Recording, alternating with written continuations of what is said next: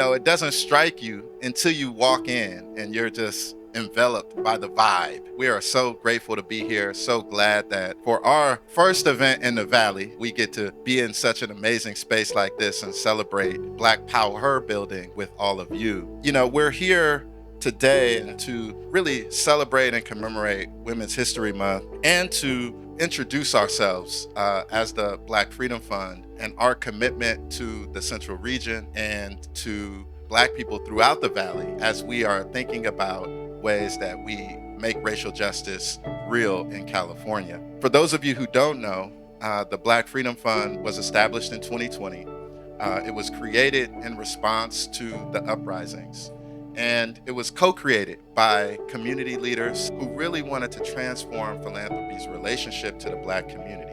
What often happens in times of crisis, and we all know this, is that philanthropy is quite attentive when the cameras are on. But as soon as the cameras turn away, as soon as the news cycles fade, so do the investments.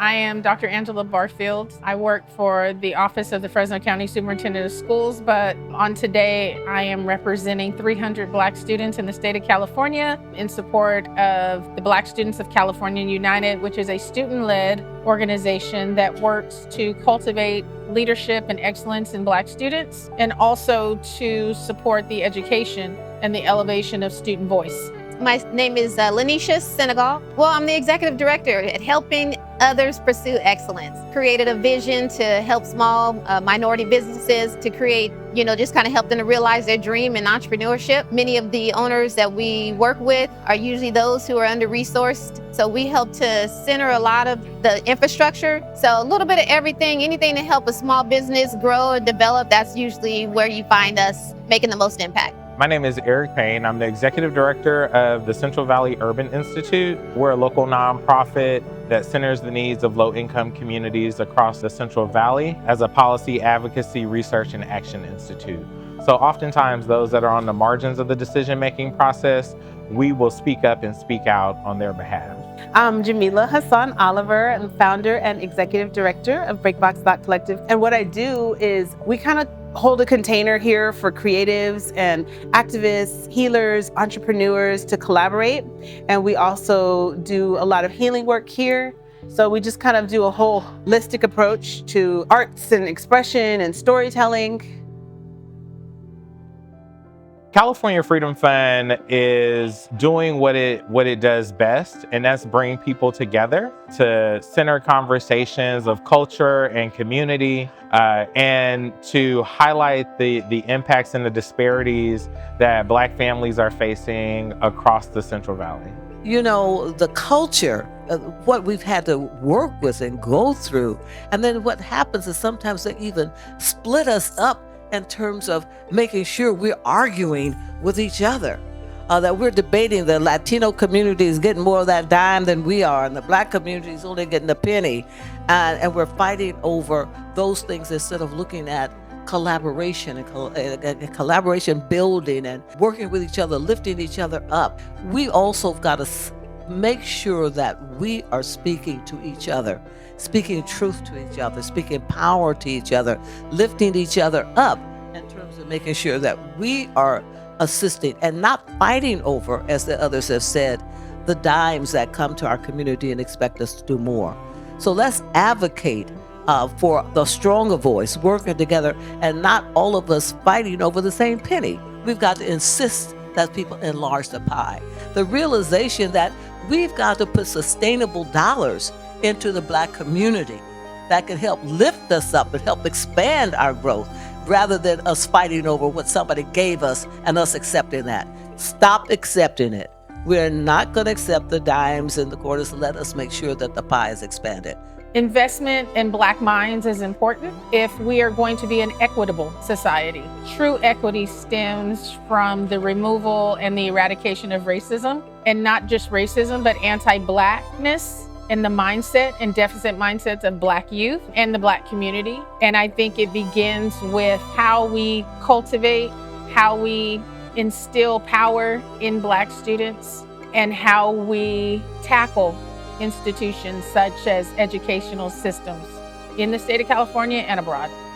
I want to start by just reminding us all that our institutions, organizations, they make a lot of money and bring a lot of money in on poverty and suffering and our data. Then when there's research or there's a project, you pay somebody $15 with a gift card and you ask them to come share their expertise so that you can then make more money and get another grant. Look at also all this data I just collected. A recent success that we're really proud of is we finalized phase 2 of our power sharing framework with Black girls and women. And we've been doing a lot of women's health research work with Stanford. And we were recently awarded a 7-year NIH research grant with Stanford. And one of the things that we had to fight for was no, we're not going to engage Black women and pay them $25. Like, how much do you get paid again for your expertise? And we were able to get it written into our contract that any work that we do with them, Black women will be paid $125 per hour. You know, it says Black women are oftentimes told to be seen and be pretty and really not heard, but knowing that it's okay and it's a safe space to be able to say that no, it's not enough to just sit back silent and not share our experiences. We're usually the ones who are raising families and taking on community issues that not necessarily are our direct issues. Being able to say that we're not okay and have others hear us and understand what that really means to us. So to hear that there's other people like me, other women who are like me that are in these spaces, but at the same time where our voices are now being heard, it's a dynamic feeling.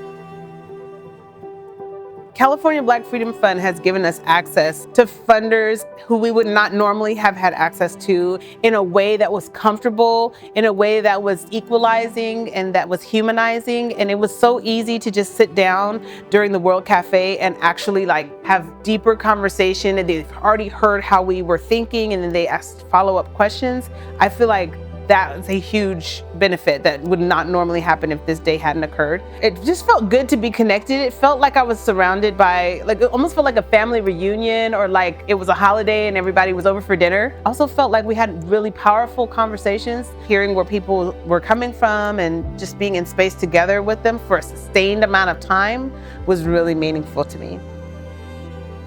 My takeaway today is that the work you younger people are doing is picking up the mantle.